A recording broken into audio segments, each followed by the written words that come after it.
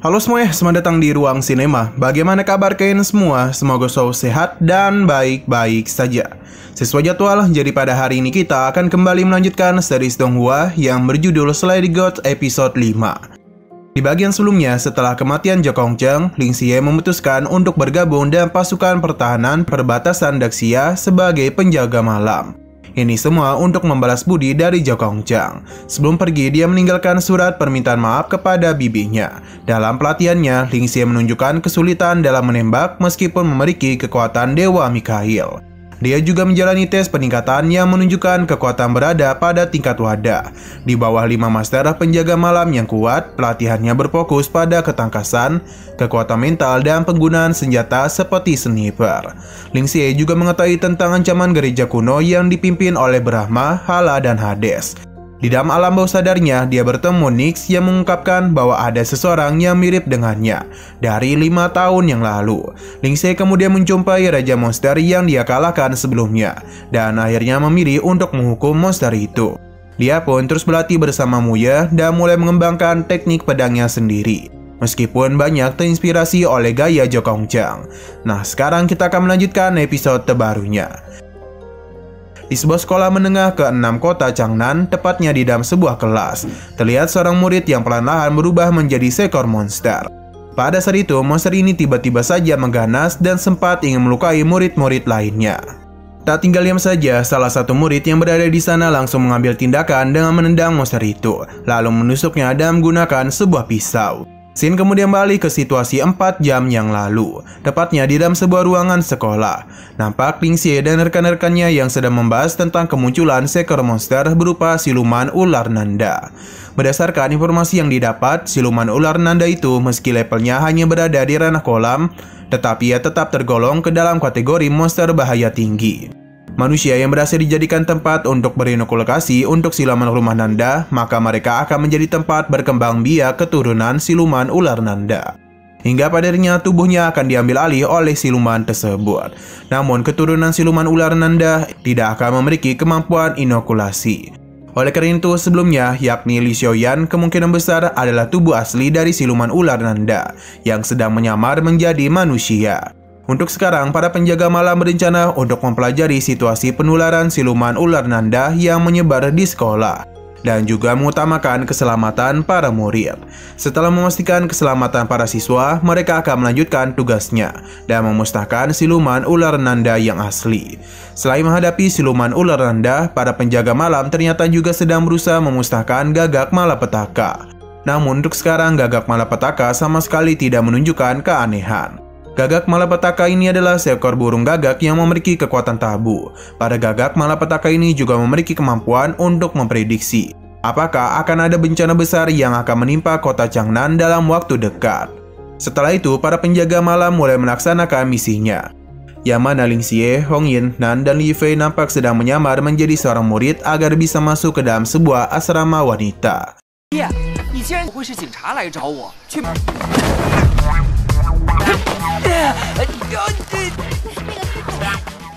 Sedangkan beberapa anggota penjaga malam yang lainnya tampak sedang memasang sebuah pelang di sudut-sudut sekolah untuk mengaktifkan sebuah penghalang.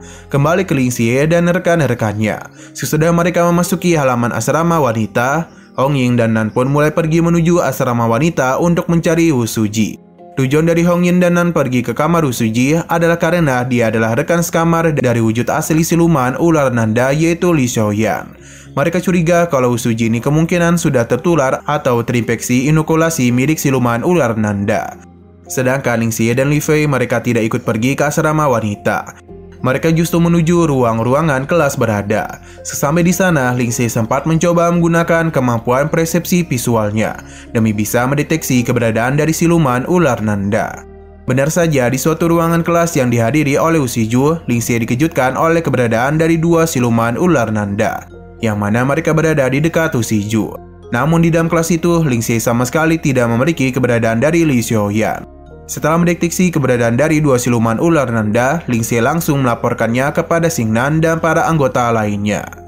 Mendapatkan laporan itu, rekannya sempat sedikit merasa kagum, karena dan kemampuan Ling Xie, mereka bisa mudah melacak keberadaan siluman ular nanda. Meskipun sudah menemukan keberadaan dari dua siluman ular nanda, tapi Kapten Muye tidak langsung mengambil tindakan. Ia justru memerintahkan Ling Xie agar kembali mendeteksi murid-murid yang terinfeksi siluman ular nanda. Sementara itu di asrama wanita, nampak Hong Yin dan Nan yang sedang mencari Liu Xiaoyan di dalam kamarnya. Di dalam kamarnya itu, Hong Yin dan Nan sama sekali tidak menemukan siapapun. Hingga pada akhirnya mereka berdua dikejutkan oleh sebuah tubuh manusia yang berjemuran di bawah sinar matahari. 不知道为什么。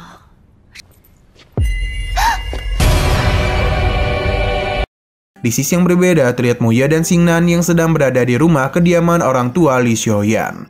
Sewaktu ibu Li Xiaoyan pergi keluar menghampiri mereka berdua, Xingnan langsung menembakkan sebuah pistol pengusir iblis tepat ke bagian kepala ibu Li Xiaoyan, sehingga seekor siluman ular nanda langsung keluar secara paksa dari tubuh ibu Liu Xiaoyan. Tak berhenti sampai di situ, Muye pun memberikan serangan lanjutan dengan sangat cepat, hingga pada akhirnya siluman ular nanda pun meninggoy. Seusai menghabisi siluman ular nanda, Xingnan mulai mencoba mendekati ayah Liu Xiaoyan, lalu melepaskan sebuah tembakan tepat di kepalanya.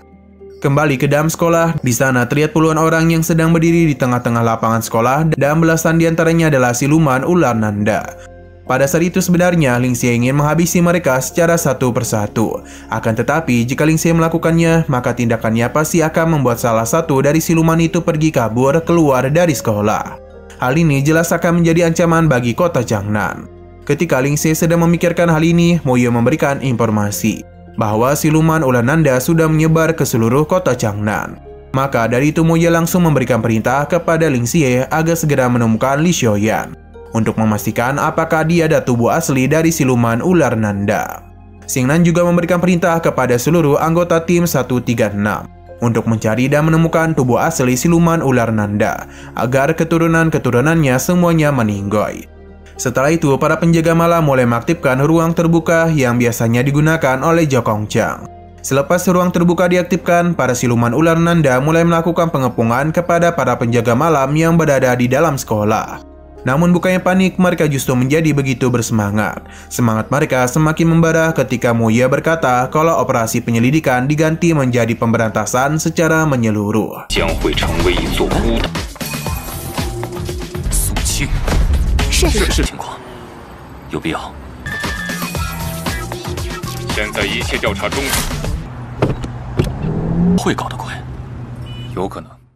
Di momen serupa, terlihat Ling Xie yang sedang berusaha melepaskan tembakan pistol pengusir iblis ke salah satu siluman ular nanda. Namun satu persatu tembakannya selalu saja tidak mengenai sasaran. Hingga pada akhirnya Ling Xie berhasil menghabisinya di jarak dekat. Tak berhenti sampai di situ, Ling Xie melanjutkan serangannya, akan tetapi serangannya kali ini dia lepaskan dan menggunakan sebuah pedang katana. Tak jauh dari sana nampak seluruh sekolah menjadi sangat kacau, karena para siluman ular nanda dan ganas menyerang para manusia biasa. Di tengah-tengah kekacauan itu, Simo justru berjalan dengan santuy menghampiri para siluman ular nanda. Simo kemudian dengan cepat menggunakan pistol pengusir iblis yang dikolaborasikan dengan katana miliknya untuk menyerang siluman ular nanda. Satu persatu dari siluman ular nanda itu dihabisi dengan tempo yang begitu cepat oleh Mo tanpa tersisa satupun.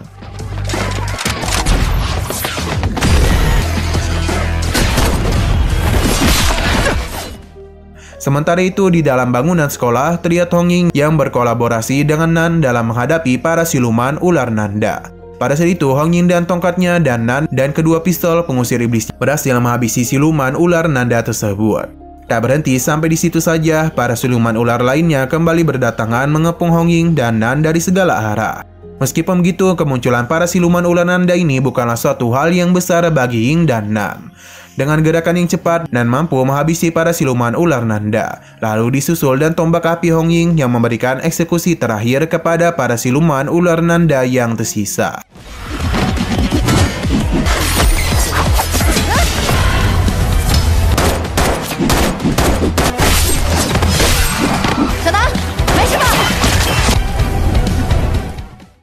Kembali ke Lin Xie. Di sana, dia itu nampak sedang berusaha menghabisi satu siluman ular nanda dan menggunakan pistol pengusir iblis.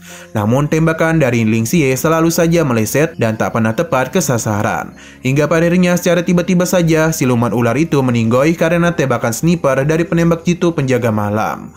Penembak jitu itu juga kemudian memberikan informasi kepada Lin Xie. kalau Li Xiaoyan sedang bersama para manusia biasa di lantai paling atas. Mendengar hal demikian, Ling Xie pun bergegas naik ke lantai paling atas. Namun belum sampai di lantai paling atas, penembak jitu itu sempat menyuruh Ling Xie untuk pergi ke ruangan kelas di lantai 4. Sesampai di sana, awalnya Ling Xie sempat merasa kesulitan untuk membuka ruangan itu, sebab beberapa manusia biasa mengunci ruangan kelas itu dari dalam. Lantas Ling Xie pun langsung menggunakan sebuah kapak untuk membuka dan menghancurkan pintu kelas tersebut. Di waktu yang sama, salah satu siluman ular yang berada di dalam kelas perlahan mulai mengganas dan ingin menggigit para manusia biasa. Ketika siluman ular itu ingin menyerang, tiba-tiba saja seorang murid bernama An Xiyu memberikan pertolongan dan langsung menghantam siluman ular tersebut. Tak lama sesudah An Xiyu menghantamnya, seketika tembakan sniper dari penembak itu melesat tepat ke kepala siluman ular Nanda. Selepas siluman ular Nanda tertembak, Han Xingyu dan cepat menusukkan sebuah pisau ke titik vitalnya hingga padarnya siluman itu pun meninggoy. Setelah beberapa saat, Ling Xie pun mulai menerobos masuk ke dalam kelas. Sewaktu ia melihat siluman ular Nanda yang tergeletak di tanah, Ling Xie langsung menusuknya dengan katananya untuk memastikan kalau siluman ular itu sudah benar-benar meninggoy. Setelah itu, Ling Xie, An Xingyu, dan yang lainnya segera pergi dari ruangan kelas tersebut. Di dalam perjalanannya, An Xingyu memberitahu bahwa siluman ular itu sudah meninggoy sebelum Ling Xie menusuknya. Karena sebelumnya, An Xingyu ternyata telah memotong sistem saraf pusat batang otak siluman ular itu, yang menyebabkan herinisiasi tonsil seleber menekan medula oblongatonya, hingga membuat napasnya terhenti. Belum sempat pergi menjauh, tiba-tiba saja beberapa siluman ular Nanda menghalangi jalan mereka. Melihat kedatangan siluman ular Nanda itu, Ling Xie pun segera mengangkat pistol pengusir iblis miliknya, lalu juga menembaknya. Namun sayang sekali, lagi dan lagi tidak ada satupun tembakan Ling Xie yang mengenai sasaran. Hal ini mengundang An Xingyu untuk turun tangan membantu Ling Xie untuk bisa membantunya mendidik. Alhasil dan bantuan An Xingyu, tembakan Ling Xie berhasil mengenai siluman ular tersebut. Setelah itu mereka mulai bekerjasama untuk menghadapi kawanan siluman ular, yang mana An Xingyu menggunakan pistol pengusir iblis untuk menembak dari jarak jauh. Sedangkan Ling Xie menggunakan katananya untuk memberikan eksekusi terakhir, hingga membuat kawanan siluman ular Nanda itu meninggoy secara satu persatu. Di tengah-tengah pertarungan mereka, Ling Xie sempat menjelaskan kepada An Xingyu bahwa monster yang mereka hadapi sekarang adalah monster mitos berupa siluman ular Nanda. Di momen serupa, tampak Ling Xie dan An Xingyu pun mampu memberikan kerjasama yang baik, sehingga mereka berdua mulai berhasil menghabisi kawanan siluman ular Nanda di waktu yang begitu singkat. Hingga pada akhirnya, pertarungan mereka ditutup dengan satu tembakan dari An Xingyu yang berhasil menghabisi 3 siluman ular Nanda. Lalu ketiga siluman itu meninggoy dalam satu tebasan Ling Xie.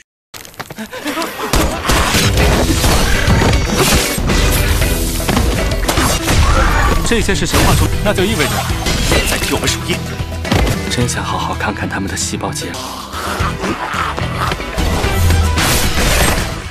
Masih di dalam sekolah di area yang berbeda, nampak Simo yang sedang menggunakan lonceng ajaib kepada para manusia biasa, supaya mereka melupakan kejadian yang baru saja mereka alami.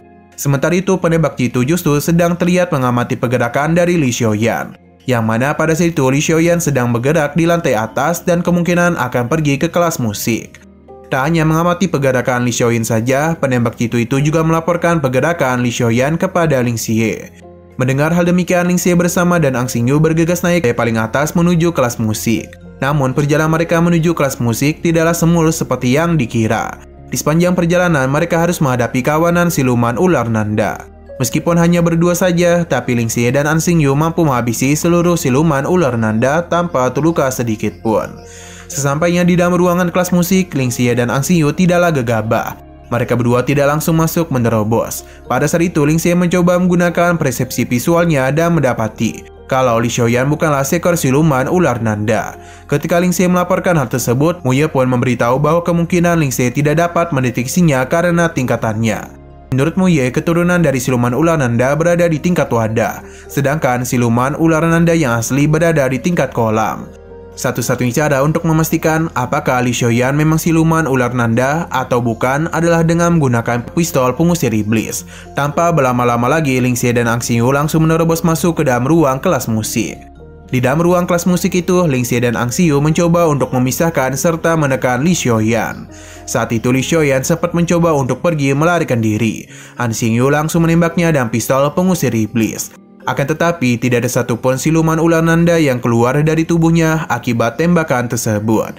Hal ini menandakan kalau Li Xiaoyan bukanlah siluman ular nanda. Menyadari hal demikian, Ling Xie pun segera memberikan laporan kepada Kapten Tim Muye. Mendengar laporan itu, Muye sempat merasa sedikit terkejut, karena secara teori seharusnya siluman ular nanda tidak dapat pergi meninggalkan inangnya. Oleh karena Li Xiaoyan bukanlah siluman ular nanda, Muye pun menyuruh Ling Xie untuk melindungi Li Xiaoyan dan yang lainnya. Selang beberapa saat, tepat saat Ling Xie ingin membawa Li Xiaoyan, tiba-tiba saja muncullah tubuh asli siluman ular nanda tepat di belakang Li Fei. Akibatnya, siluman ular itu langsung menggigit lengan Li Fei sampai membuat lengannya terputus. Lalu, siluman ular nanda juga sempat mencoba untuk menyerang Ling Xie. Untung saja, Ang Xingyu berhasil dan cepat menyelamatkan Ling Xie dan cara menembak siluman ular tersebut. Tak berhenti sampai di situ. Ang Xingyu melanjutkan pergerakannya dengan menusuk mata siluman ular nanda hingga membuatnya berhasil mendapatkan bola matanya. Ang Xingyu kemudian mulai menunjukkan kemampuannya untuk membaca kemampuan dari siluman ular nanda melalui bola mata yang Ang Xingyu dapatkan. Alhasil, Ang Xingyu pun mendapatkan satu informasi penting, yaitu siluman ular nanda ternyata memiliki kemampuan untuk berbagi penglihatan satu sama lain. Sementara itu, Ling Xie tampak sedang bertarung sendiri melawan siluman ular nanda hingga malam hari.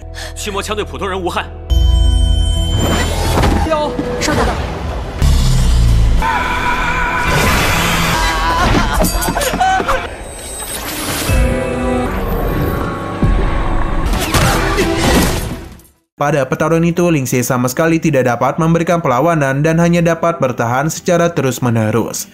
Di malam yang sama di area perkotaan kota Changnan, terlihat kekacauan terjadi di sana karena banyak dari keturunan siluman ular nanda yang menyerang manusia biasa. Kembali ke dalam ruangan kelas musik. Di sana tampak pertarungan sengit terus berlanjut antara Ling Xie melawan siluman ular nanda. Di tengah-tengah pertarungannya, Ling Xie perlahan-lahan mampu memberikan perlawanan, serta mampu melepaskan serangan combo antara dirinya dan penembak jitu. Combo serangan itu benar-benar membuat siluman ular nanda menjadi tertekan, hingga pada akhirnya meninggoy karena tertebas katana milik Ling Xie.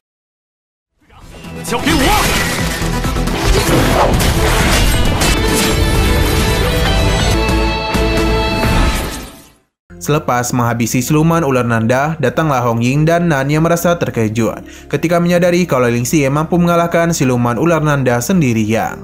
Di waktu yang sama, secara tiba-tiba, Ang Xingyu merasakan sebuah kejanggalan. Menurutnya, siluman ular nanda pasti tidak akan kalah semudah itu. Selain itu, Ang Xingyu beranggapan bahwa siluman ular nanda justru pasti tidak akan menunjukkan dirinya secara terang-terangan. Ia juga berpikir kalau tubuh asli siluman ular nanda pasti masih hidup dan bersembunyi di balik tubuh Li Fei. Merasa yakin dan hal demikian, Ang Xingyu pun segera melepaskan tembakan pistol pengusir iblis tepat di kepala Li Fei. Alhasil, tembakan dari Ang Xingyu memang benar adanya. Tubuh asli siluman ular nanda itu ternyata memang ada pada tubuh Li Fei.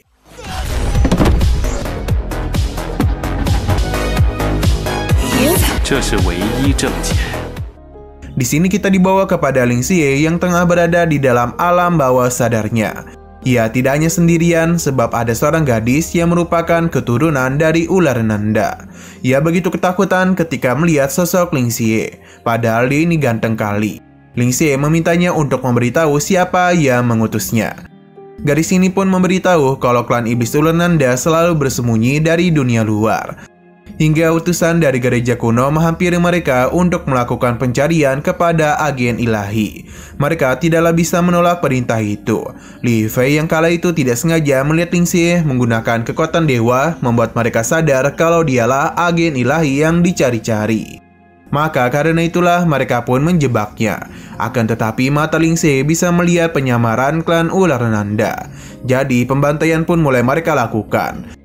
Klan ular nanda tidak punya pilihan lain selain melawan balik. Ling Xie paham dan inilah alasan mengapa mereka menggunakan trik yang jahat. Siluman ular nanda merasa kalau sejak tadi mereka pasti sudah bisa mengalahkan Ling Xie. Akan tetapi Li Fei malah mengorbankan tangannya. Ini semua bisa terjadi karena walaupun Li Fei sudah menjadi keturunan siluman ular nanda, tapi dia itu masih mampu untuk mempertahankan kepribadiannya. Siluman ular nanda bahkan sangat sulit untuk membuatnya tertidur. Tidak hanya itu, lonceng pelupa juga tidak bisa membuat perasaan menyesal Li Fei menghilang ketika meninggalkan Ling Xie. Sudah dipastikan kalau Li Fei adalah orang yang sangat baik. Nah, sepertinya pada episode kemarin, Ling Xie dan kelompoknya telah berhasil mengalahkan tubuh asli dari siluman ular Nanda.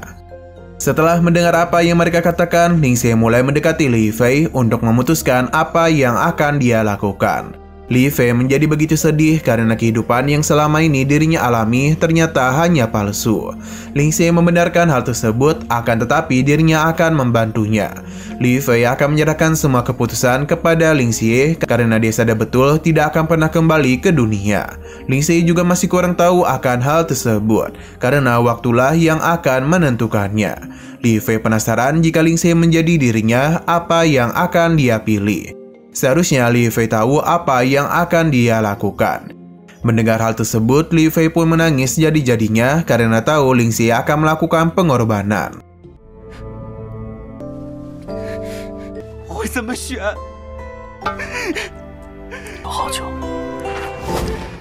Sadar kalau Li Fei adalah orang yang begitu tulus, Ling Xie pun memutuskan untuk menjadikannya sebagai pegawai di rumah sakitnya.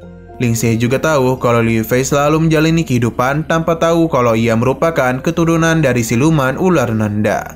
Nah, setelah membuat kontrak bersama dengan Ling Xie, kita pun dibawa masuk ke dalam rumah sakit para dewa. Di sana, Nick sudah menunggu, yang mana Ling Xie pun mulai memperkenalkan Li Fei kepadanya.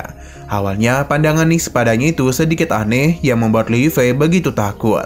Sampai akhirnya Nick pun memberikan pelukan manja yang membuat Mimin iri sekali. Nix membagi Li Fei sebagai cucunya karena menduga ia adalah anak dari putranya. Li Fei akan bertugas untuk membantu Ling Xie mengurus para pasien di rumah sakit itu. Karena Nix terus memanggilnya sebagai cucu, jadi Li Fei pun mulai berpura-pura menjadi cucunya. Tidak lupa, Ling Xie juga berperan sebagai Tatanos. Nix meminta cucunya ini untuk tidak pergi lagi dan tetap di sini untuk selalu bersamanya. Mendengar apa yang dia katakan, Li Fei pun senang dengan kehidupan barunya. Berkat peran bagusnya itu, progres Nick pun bertambah menjadi 23%. Tidak lupa di sini Ling Xie juga mengingat tentang bantuan dari Ang Xin Yu.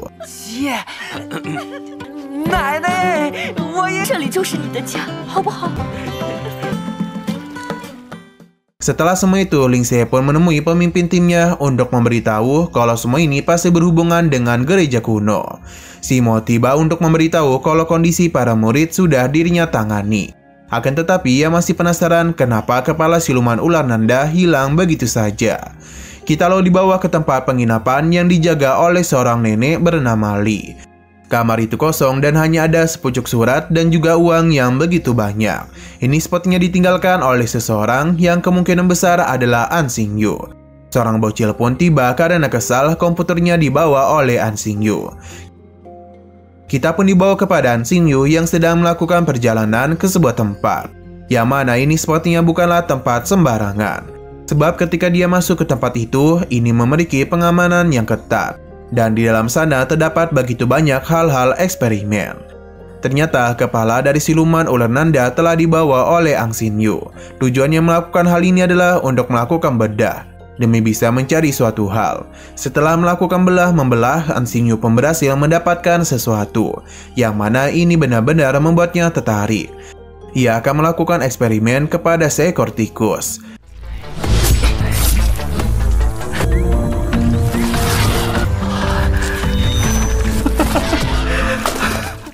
Kembali kepada Ling Xie yang sedang berlatih bersama kaptennya. Dia masihlah belum puas dengan latihannya pada hari ini. Jadi Ling Xie meminta untuk terus melakukan latihan kepadanya. Mu Ye memberikan pujian kepada perkembangan hebat yang Ling Xie alami. Bahkan dia itu berhasil memberikan tekanan kepadanya. Mu Ye berencana untuk mengirim Ling Xie ke pelatihan penjaga malam. Tapi untuk alasan lebih lanjutnya, Mu Ye tidak ingin memberitahunya dulu. Dan Ling Xie tidak perlu mengkhawatirkan apapun. Karena mendatangi camp pelatihan merupakan keharusan bagi setiap penjaga malam.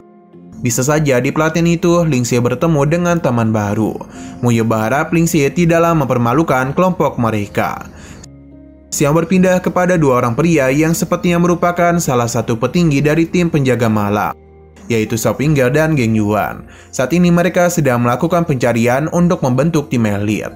Pelatihan ini sendiri mungkin berada di pinggiran kota Changnan. Sebenarnya Geng Yuan agak bingung mengapa Xiao Pingger bersikeras untuk memasukkan orang ini ke dalam timnya. Xiao Pingger meminta untuk tidak terlalu memikirkan hal itu. Karena bagaimanapun semua ini sudah disetujui oleh para petinggi. Apalagi Feng Yuan sudah memiliki begitu banyak pengalaman. Jadi seharusnya ini jauh lebih mudah untuk dia atasi. Awalnya Geng Yuan tidak mau menuruti apa yang Shao Finger inginkan. Sampai akhirnya dia mengatakan sesuatu kepada Geng Yuan. Xian Lo berpindah kepada beberapa orang yang sedang bermain gaplek. Di antara para pria tua ada seorang pria bernama Bai Li Tuming. Ia pun menunjukkan kartunya yang membuat para orang tua ini melongo. Karena Bai Li Tuming selalu saja mendapatkan poin lebih tinggi dari mereka. Selain itu, ketiga pria ini penasaran sebenarnya siapa Bai Li Tuming. Saat kemudian para bodyguard pun muncul, yang mana tentu saja mereka ini adalah orang-orang dari Bai Li. Kehadiran mereka membuat ketiga pria ini ketakutan karena bisa saja mereka dibuat koit olehnya. Alih-alih mengeluarkan pistol, para penjaga justru mengeluarkan jam emas yang silaunya bahkan sampai ke tempat Mimir. Bai Li sengaja memberikan semua itu untuk menjaga pertemanan mereka. Setelah semua ini, dia pun diberitahu kalau mereka akan pergi ke Changnan. Sebenarnya ia tidak mau pergi ke tempat terpencil itu. Tapi apa daya, ini adalah sebuah perintah yang harus dirinya ikuti. Bai Li akan berangkat ke sana, bahkan jika perlu malam ini dirinya akan melakukan penerbangan. 唔使谷氣嘅，旅行就係朋友啦。哎呀，廣深太悶啦，招呼機場。 Keesokan harinya terlihat kalau ada gadis yang sedang diganggu oleh tiga pria cupu karena hanya berani kepada seorang gadis saja. Sebuah kaleng dan kecepatan tinggi langsung mencipok pria tersebut hingga membuatnya pingsan. Ini berasal dari pria bernama Shen Jingku. Ia meminta para anak buahnya untuk menghukum ketiga pria cupu itu, sedangkan dirinya sendiri memberikan bantuan kepada gadis tersebut. Setelah memberikan hukuman, kelompok Shen Jingku tidaklah lupa menggantung ketiga pria cupu itu. Shen Jingku yang peraturannya terus diterapkan walaupun nanti dia akan pergi dari sini. Nah, di hadapan mereka ternyata ada geng lain, yang mana tadi juga kedua geng ini pun saling beradu satu sama lain.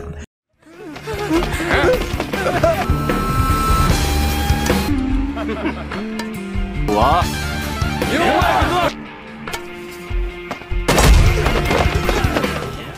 Scene kembali berpindah, yang kali ini ke sebuah kuil. Ada seorang pria bernama Chou Yu. Biksu di sana memberitahu kalau Chou Yu harus pergi ke Changnan. Chou Yu paham dan seperti dugaan kalau dia juga memiliki kekuatan tabu. Hanya saja kita masih belum tahu jenis apa yang dia miliki.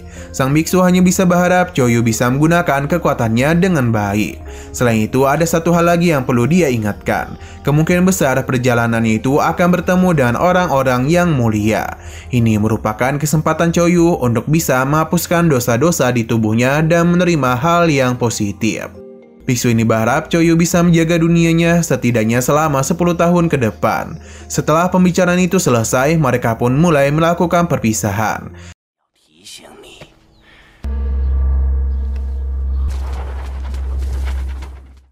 Yang melakukan pergerakan tidak hanya penjaga malam saja, namun orang-orang gereja kuno juga melakukan hal yang sama. Apalagi mereka sudah tahu siapa agen ilahi dari Mikhail.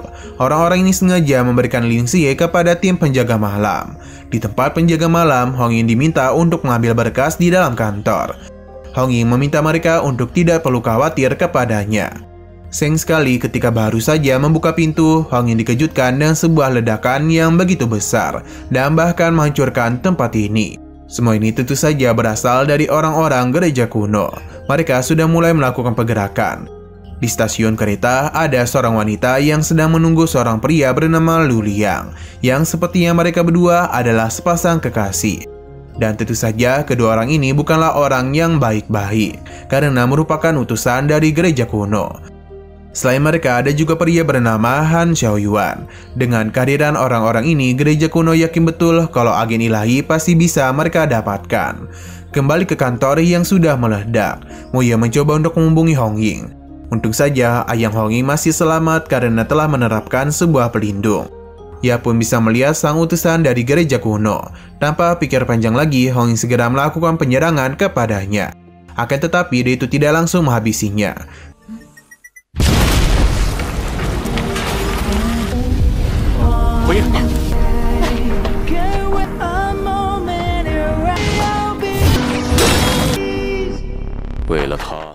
Gereja kuno sengaja melakukan semua ini karena mereka ingin menyatakan perang kepada para penjaga malam.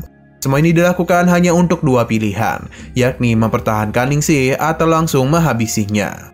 Sudah jelas kalau tujuan utama mereka adalah Ling Xie. Kembali kepadanya, saat ini Ling Xie sudah berada di dekat Gunung Jinnan, di sebelah kota Changnan. Tujuannya kemari tentu tidak bukan adalah untuk mengikuti latihan. Awalnya ia mengira akan pergi jauh. Jadi karena itulah Ling Xie ini membawa begitu banyak barang. Nah, sayang sekali episode pada hari ini pun harus bersambung dulu. Namun sebelum kita akhiri, seperti biasa kita akan melihat preview bagian selanjutnya. Yang mana pelatihan para elit dari tim penjaga malam pun mulai dilakukan. Di sana Ling Xie akan bertemu dengan rekan-rekan yang memiliki kekuatan yang begitu hebat.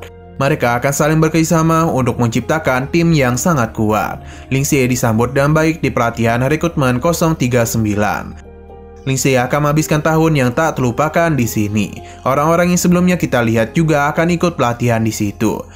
Yon Guang akan menjadi kepala pelatih di camp ini. Hanya yang hebat dan berbakat saja yang bisa bertahan dari pelatihannya. Selain itu, dia meminta para rekrutmen untuk tidak menahan diri dan tunjukkan saja kemampuan terbaik yang mereka miliki. Minggu depan kita akan diperlihatkan dengan kemampuan para rekrutmen terbaik yang dimiliki oleh tim penjaga.